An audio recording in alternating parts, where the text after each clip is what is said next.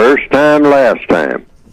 And it particularly is directed toward what we call the person traditionally who is of the weaker gender, because they have been put in that position down through history for the most part in most societies, and that's the female. The female person. First time, last time. In other words, I'll make it very explicit.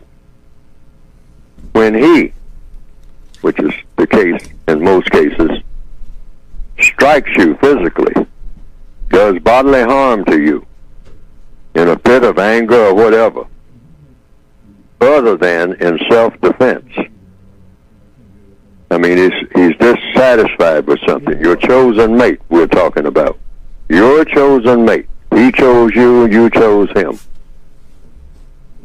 And it should be understood that when he inflicts bodily harm on you, lady, in this so-called arrangement, this relationship, that should be the last time. That first time should be the last time. Now, what do I mean by that? That that's supposed to be some type of threat? No, that's supposed to be a contract that you make before you hook up in the first place. That the very first time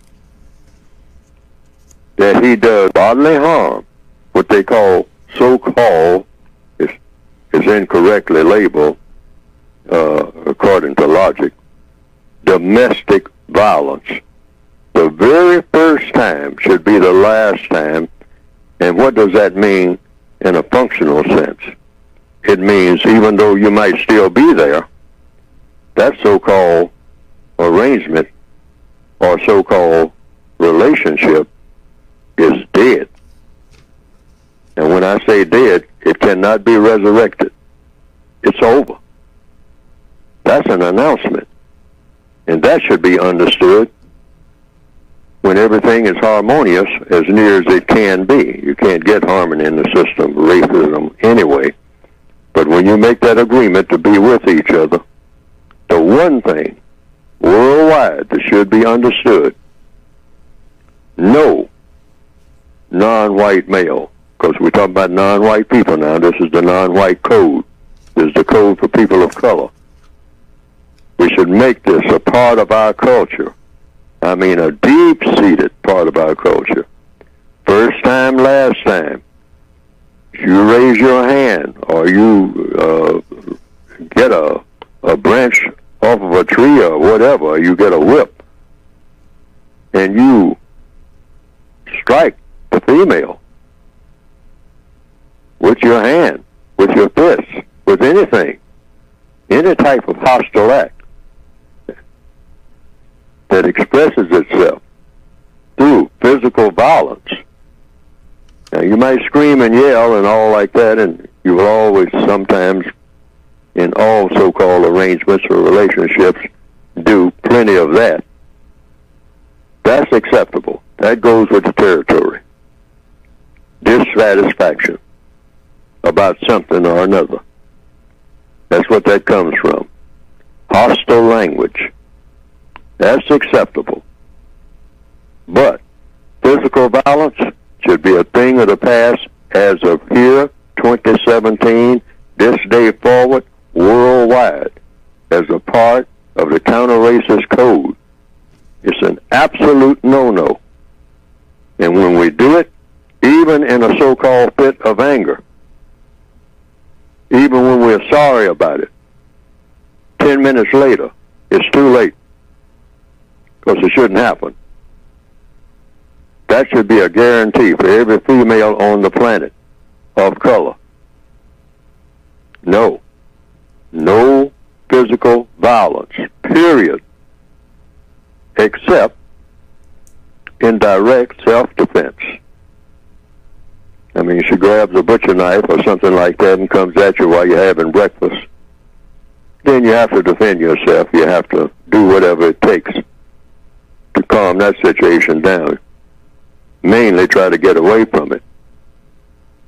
And that's a terrible sign right there that things have gone too far.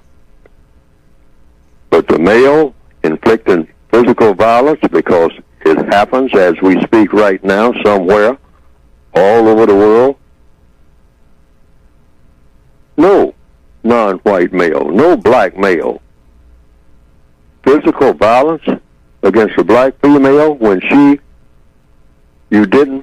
your ancestors didn't protect her,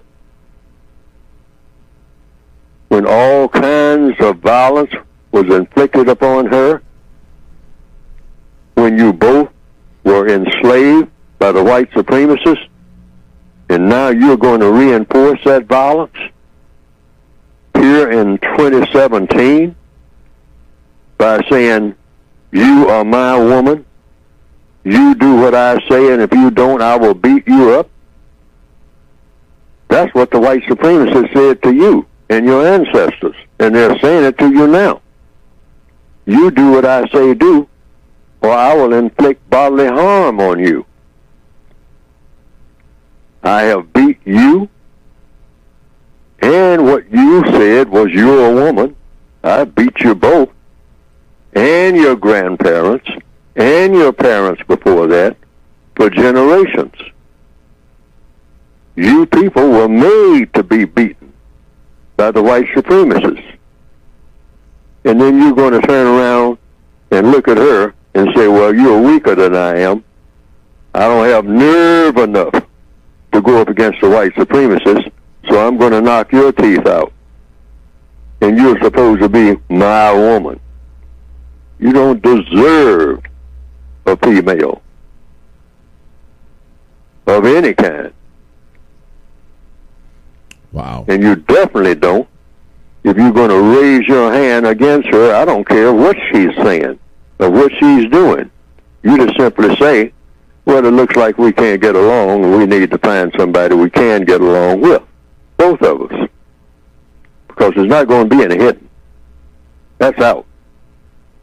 I am not going to strike you to make you do what I say, because we are equal partners in this arrangement. You can't call it a relationship, because there are no relationships that you can worthy of that title between non-white people anywhere on this planet in the system of white supremacy. Prisoners of war do not have relationships. They have arrangements. According to what? According to logic. You can't be a subject of white supremacy and have a relationship with anybody, because you're subjects of a foreign power everywhere on this planet if you're a person of color. And what is that foreign power? That awesome system called the system of white supremacy and/or